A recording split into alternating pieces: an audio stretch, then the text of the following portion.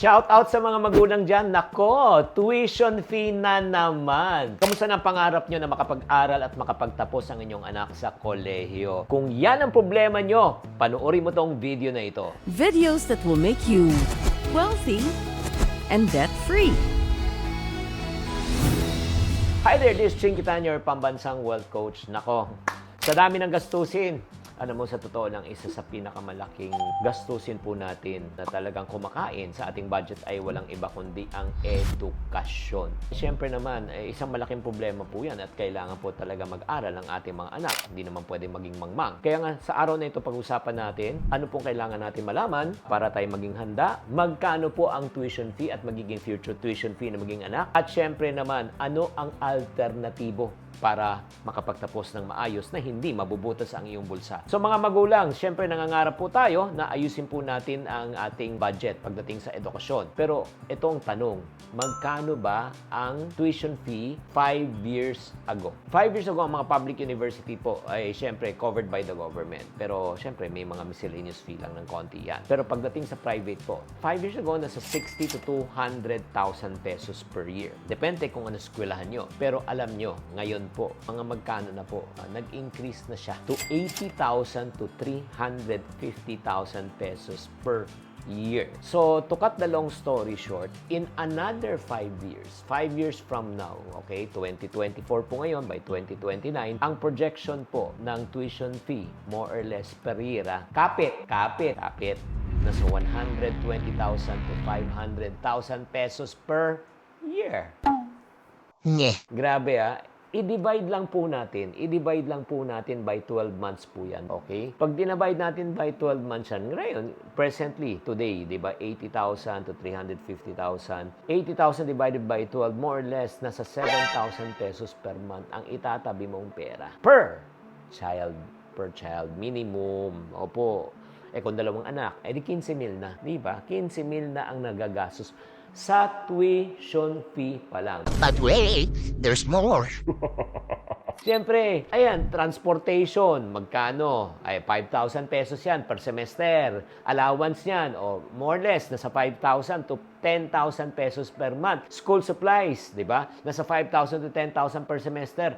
Libro, 5,000 to 15,000 pesos per semester. Kung nagre-rent pa yan, 30,000 to 60,000 per semester. So, in other words, yung total gastusin talaga, in reality, sa isang bata, aabot ng 100,000 to 300,000 pesos per year. Ay, nako. Grabe talaga. Ang sakit talaga sa ulo, kapatid. Ito lang, miscellaneous lang to Wala pa yung tuition fee. Pag in-add po natin 100,000 plus 80,000, that's 180,000 again. 180,000 divided by 12 months. Ay nako, more or less, nasa 15 to 18,000 pesos per month per child. Woo! Kaya nga, ito lang po sa taas ng gastusin po ngayon, ang tanong po, nakain nyo pa ba mga magulang dyan? So, pakitype lang sa comment section kung magkano pong ginagastos nyo sa tuition fee, magkano ginagastos nyo sa miscellaneous, sa pagkain, sa pamasahe, dorm, and everything. Pakitype lang para mag-compare notes po tayo. So, ngayon, Chinky, ano po ang alternatibo ngayon na pwede natin gawin bilang mamamayang Pilipino para labanan po to? So, magbibigay po lang ako ng 4 na ideas. Pero itong 4 na ideas, hindi ko po sinasabi na kailangan gawin nyo. Pipili lang po kayo kung ano po ang applicable at mas babagay po sa inyo. Maliwanag ba? Okay, shout out para sa mga taong naitatawid na wala namang problema. Wala, hindi to para sa inyo. Tapos na itong video. Pinakita ko lang po sa inyo ang cost. Pero para sa mga taong gipit at hirap na po talaga na hindi kaya na itawid ang edukasyon ng inyong anak, consider this. Number 1, technical vocational course. 2 years program to for skills na gusto nilang matutunan. Like for example, dressmaking, baking, or if not naman sa mga kalalakihan, welding, di ba? Carpentry. May mga 2 years lang short courses po siya. Ang kagandahan po dito, pagkatapos ng 2 years short courses, pwede na po siyang pumasok at magtrabaho at pwede nang kumita. So pagkatapos ng K-12, 2 years short courses, and after that, that's it. At kung mayroon na siyang dagdag na pera, di ba? Kung gusto niya ipagpatuloy at tapusin ang kanyang kolehiyo to pursue another career, so be it. Pero kumikita na siya. Agree? Number 1. Number 2, kung talagang medyo kapos talaga, pwede nyo i-consider yung home study or homeschooling, which we did. Kami pong mga, nag-homeschool po kami for almost 14 years. 14 years kami nag-homeschool sa aming mga anak. At online degrees lang, online courses po. Mas flexible siya in terms of time and schedule at syempre, mas mura.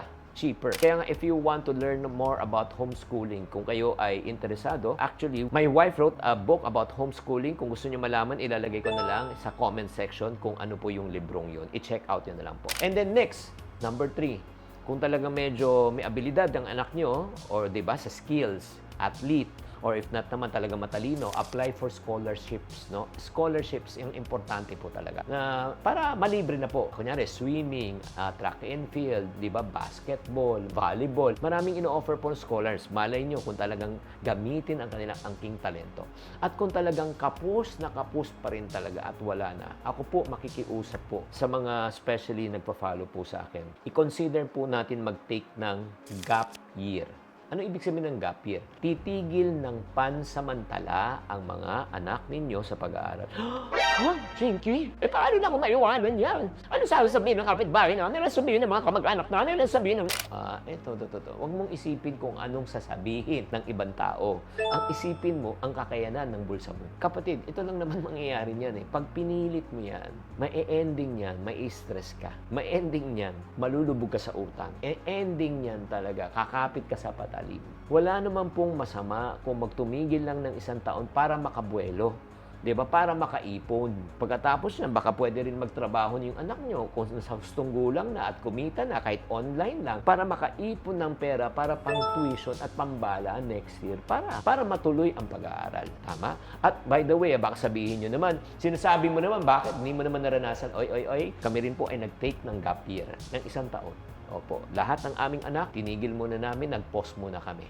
Opo. Iba-iba po ang sitwasyon ng mga magulang. Tatandaan, hindi dapat hadlang ang kahirapan para sa pagpapaaral po sa ating mga anak. Ang pinakamahalaga, ang paghahanda ng yung matinding determinasyon. Sikapin natin, mag-ipon, gumawa ng paraan habang maaga pa. Huwag natin ipagpaliban ang edukasyon lang sa institusyon, sa paaralan. As a matter of fact, pwede naman tayo magturo ng magandang asal.